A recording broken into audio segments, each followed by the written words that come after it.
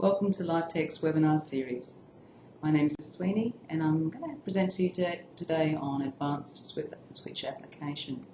This is where we start looking at what sort of options are out there for a person who might only have access to a switch, where their functional abilities are quite limited, but what opportunities do they have for independence and control of things around them. I want to start off by having a bit of a chat about switch modules. These are modifiers. These actually change the way that a switch works, and the idea being that it can alter just the direct select function of a switch. The switch director, for example, enables you to have one single switch but be able to control two separate devices. The idea that a switch hit will activate device 1, then but a sustained hold on that switch will then put the device will beep and it will be ready to operate the second output.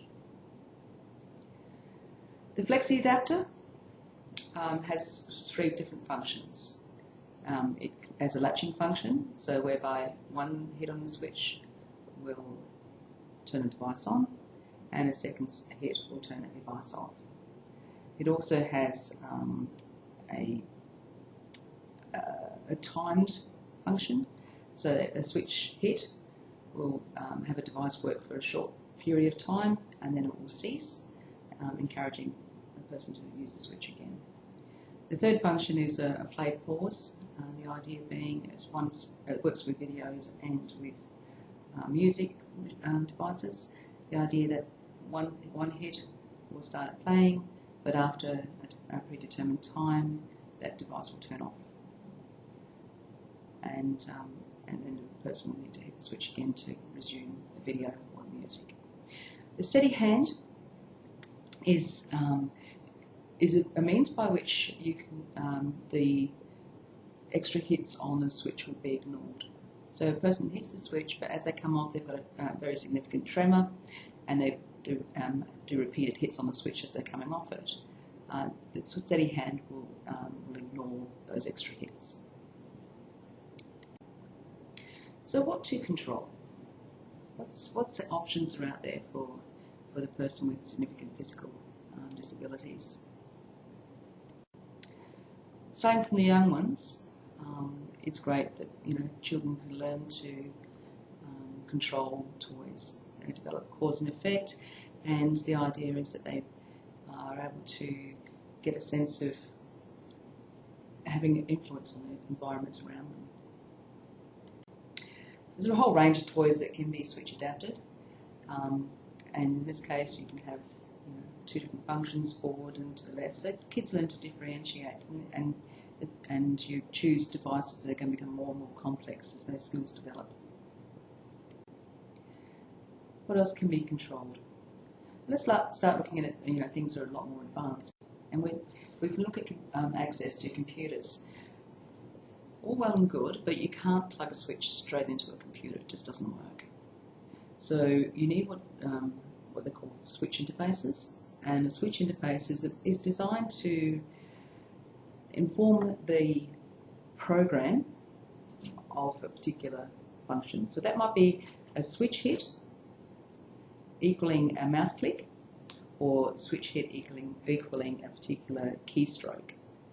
But the idea of it is that the device, that the computer then, on the program, then sees that switch, and it becomes a select button. And this is particularly looking at specific programs that are designed for scanning. You can't access any program just by using a switch. The programs themselves are specifically developed to have that scanning function built into them for switch use. Some examples of those are your Toby communicator. This is an add-on to the Toby communicator called Sonoflex, and as you can see, there's a whole range of different functions on that computer that you can access through scanning control. You can write text, you can access Facebook, email, messaging, a calendar. You can have your communication pages as well as your music player. You can access your gallery, calculator. There's a whole series of things that that you can have complete control of via use of the switch. The program itself provides alternative inputs, so on-screen keyboards and the like for typing into search bars and specialised navigation tools. Another example would be a program like the Grid 2. Again, there's a whole series of different grids that are available. There's a share site where people have developed alternative grids that will lock onto this. So you've got a whole lot of extra functions out there being developed all the time. But you've got computer control, you've got communication, and you've got text communication, and heaps more. And another example is like here, this is where with the grid, you've got a on-screen keyboard which scans to select, and you're typing into a Word document.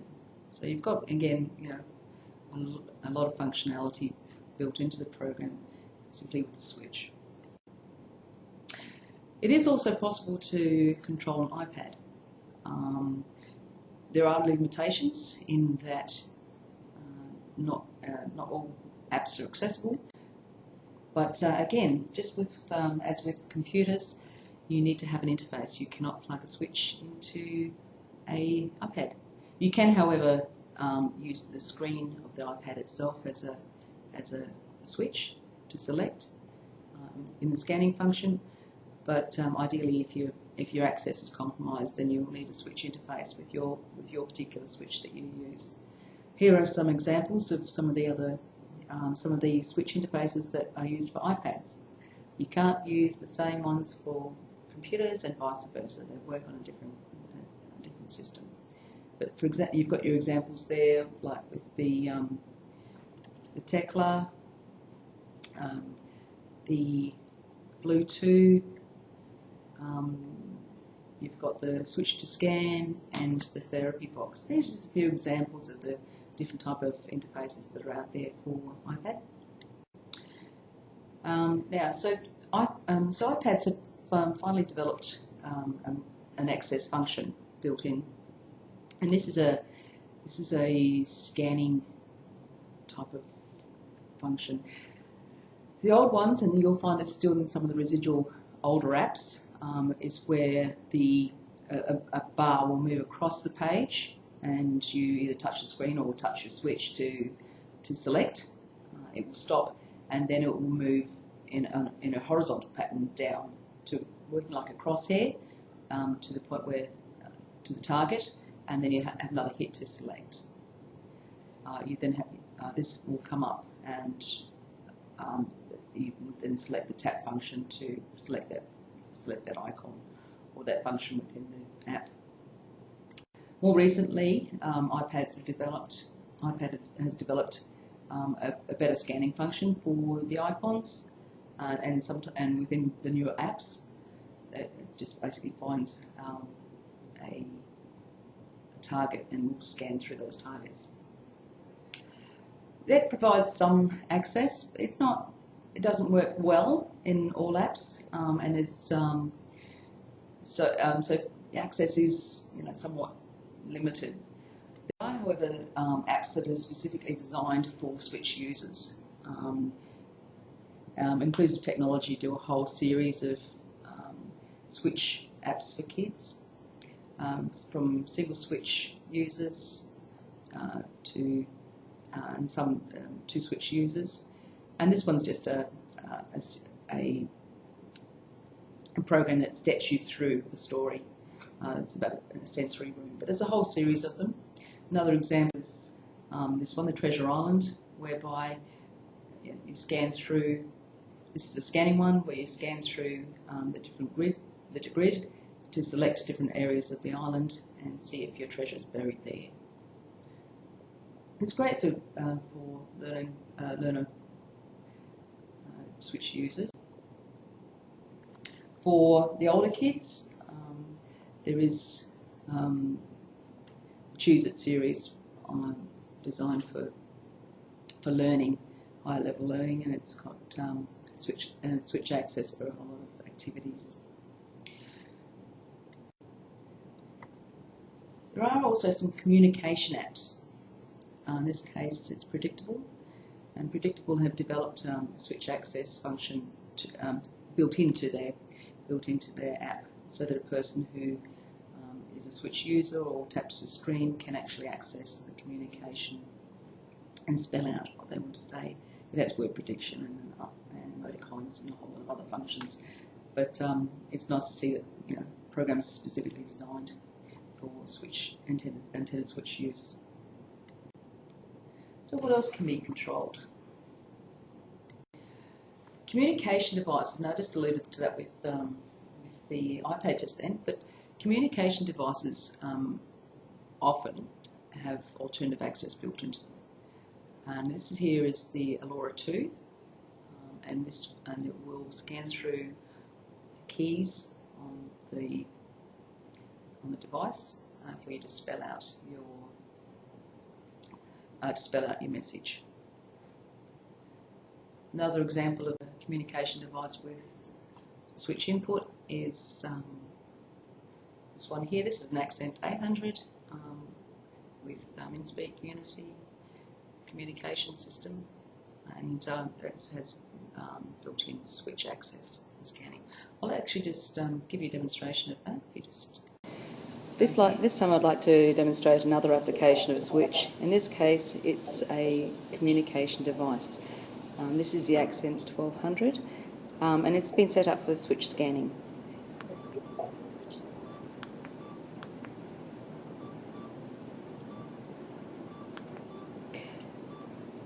Now the method of scanning here is row column. So now going across,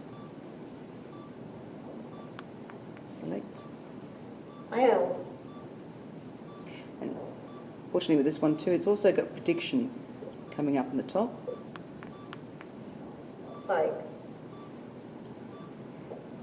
So row, row, row, and then you select and it goes across in column till you get to your target cell, and then you select. There.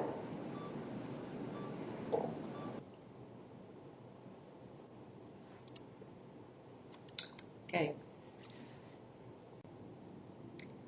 So we looked at communication. What else can be controlled? Okay, here we have, we start to look at what can be controlled in the environment using a switch. On a very basic level, there's devices like the PowerLink 4. That allows switch input to control 240 volt devices. So it basically interfaces with the power system and provides an alternative control for using a switch to control that power point. And that's great for things like lamps and the like. Anything that goes on standby is not so good because it doesn't actually turn full on when you turn the power on. It also has different modifiers on it, so you can have the momentary, you can have the latching, and you can have the timed functions built in for a switch user. There have, however, been some really smart stuff happening in the way of environmental control, and this little device here is the housemate. The housemate is the device itself is a Bluetoothed switch interface, and it works with all Android devices. The idea then is that you plug a switch in and you download the app onto your phone or your tablet, and the program is designed for scanning. So the idea being that you hit your switch, the switch interface lets the device know that you've done a switch hit, and the app itself will start scanning automatically, and you can select by hitting the switch. The cool side of that is that same interface is also a transmitter. So it actually works by means of transmitting infrared. So you can move into the housemate function, the menu of with the house picture on there, and then scan through a range of devices that you might have in the home, and from there select functions for, and control those functions. So anything that's got infrared, generally, like your TVs, your DVD players and the like, can be controlled. Same way as you use a standard remote control, this will transmit that same frequency once you train it in.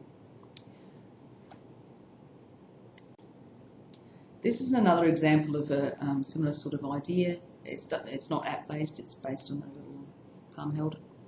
And the idea is that, again, it's got switch input and has, it's developed with scanning in mind. You plug the switch directly into the device, however, and it's got your interface screen and your input and your transmitter all built into the one unit. This is another example of environmental control. It's the TOS and Primo. You plug the switch in, it will scan through what device you want to control and then go into the sub-menu for what function you want to control. This is another one by Gerber. It's called the Progress Star.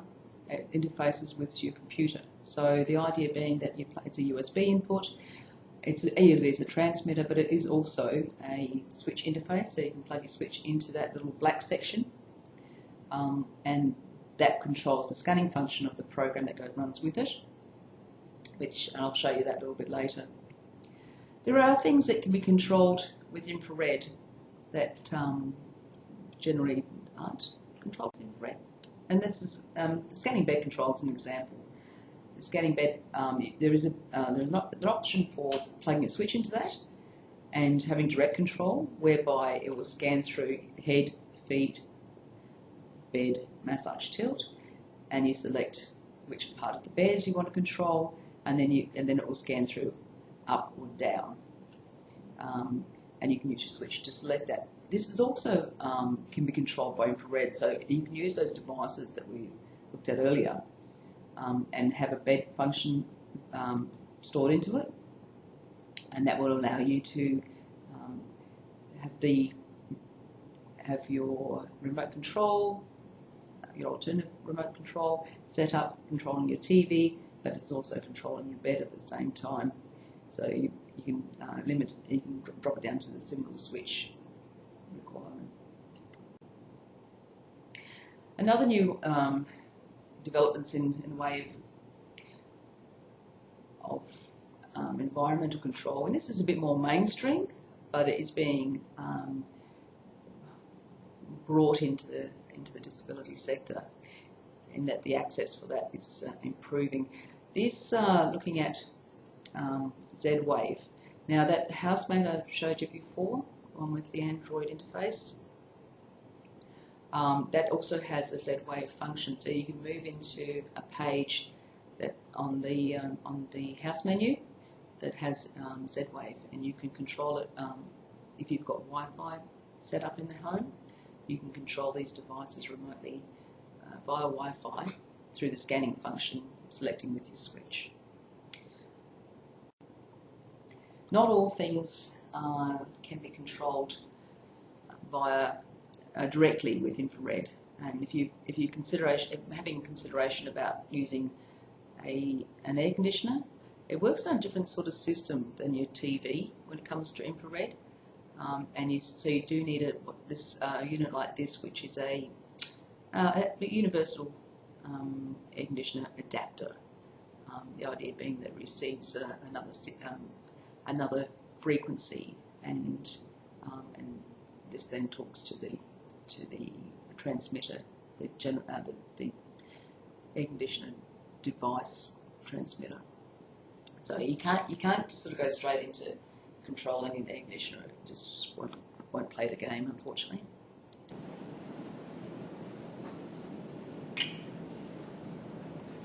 Okay, I'd like to demonstrate now is the option of environmental control. So we've got the specialised software, in this case it's Gearware Progress.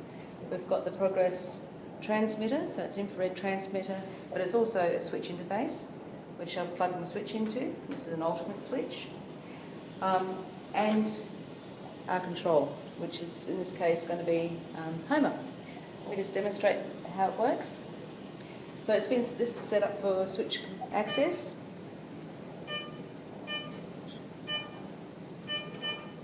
I'm going through to the robot, and from there I can control what he does. So obviously Homer is infrared controlled through this transmitter, and that way a child, for example, learning to use the switch would be able to play with the toy.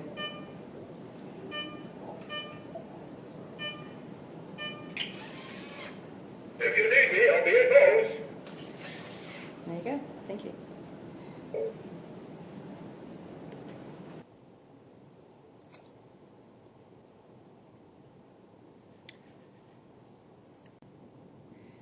Okay, so some of the other uses for a switch is the specialised adaptation of things like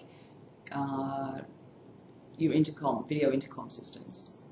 So the idea that a person will arrives at your home, approaches the intercom, talks to you, and you have control over the functions of that. Also, you can set up things like a portable intercom system, so that you can so the carer can communicate with the switch user anywhere in the house. It's usually got a range like 100 metres, so it allows the carer to go about doing other duties around the house without having to have direct supervision. This is an SOS pendant, so the idea being where you've got, it's a phone setup by which the pendant will then transmit by radio frequency to the telephone, which will then automatically make a call for emergency support. That might be to a call centre that will then alert the necessary emergency services.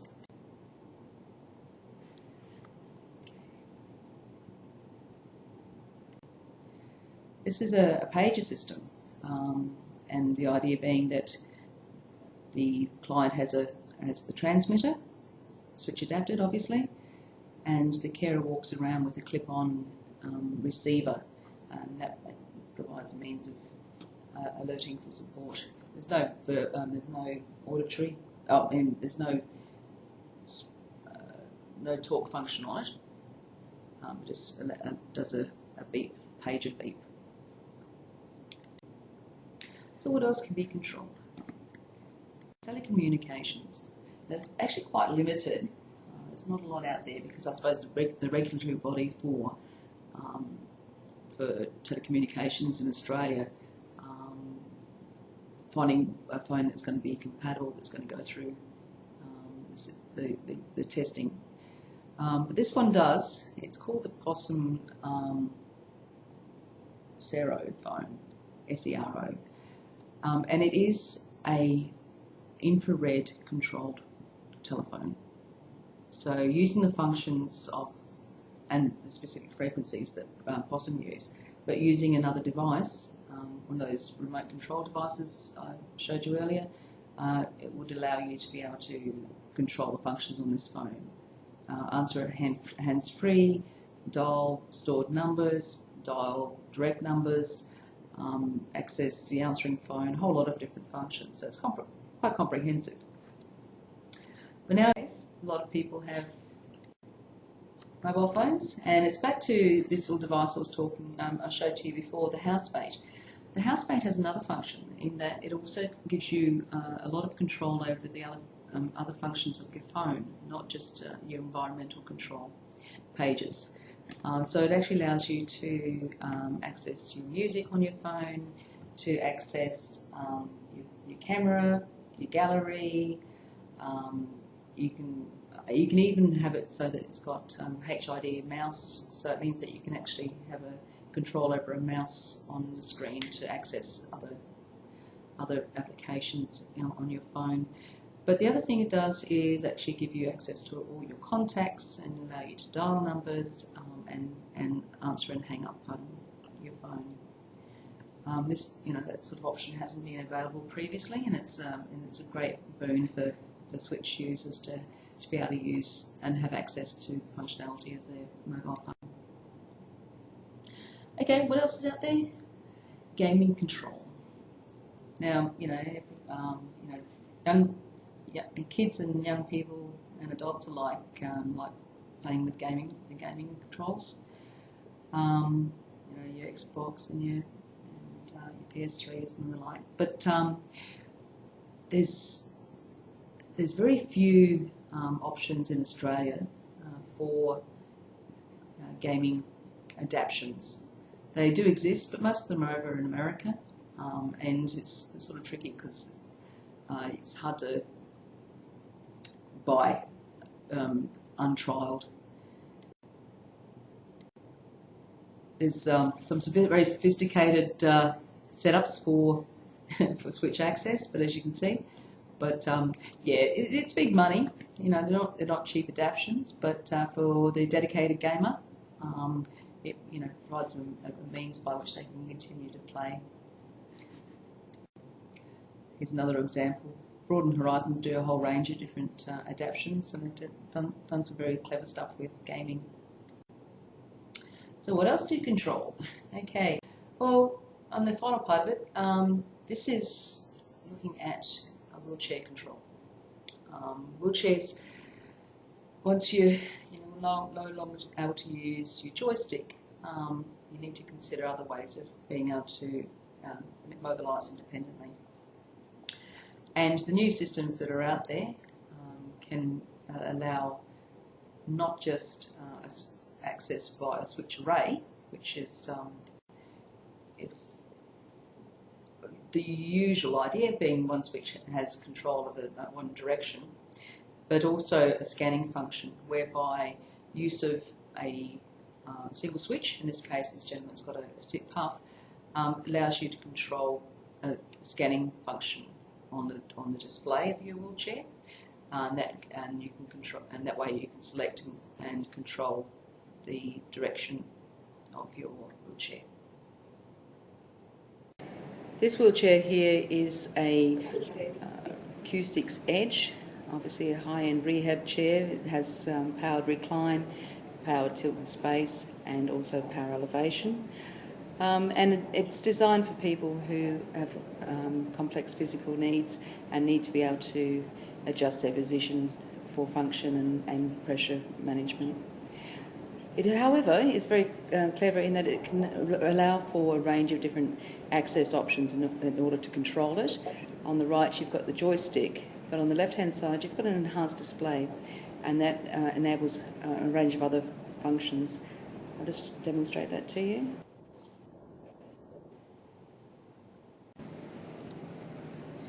This is the enhanced display on the Q6 Edge, and as you can see, it comes up with a scanning function, and this is your directional control of the wheelchair. So if I press the button now, it will drive forward, and I wait till the arrows down the bottom, and I can drive backwards. I can also have control over other functions of the chair by selecting when it gets to mode.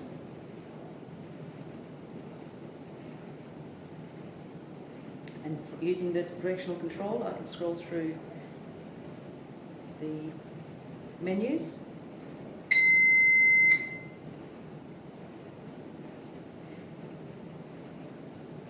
And from here, I can use the environmental control to control my TV.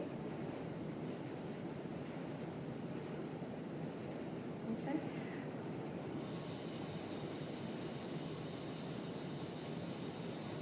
All right. So the other things you can control on the chair are the seating functions. So I'll just take you through. As you can see here, I've now gone to the menu with the wheelchair seating controls, and again, scanning through, I can use the switch to control the different seat functions.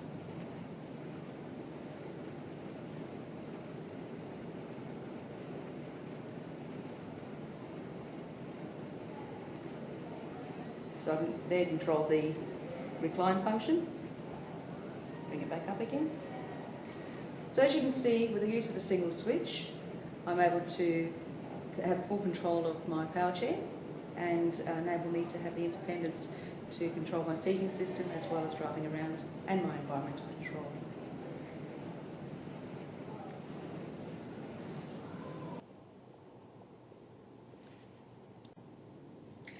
Okay, so that pretty much concludes today's little webinar.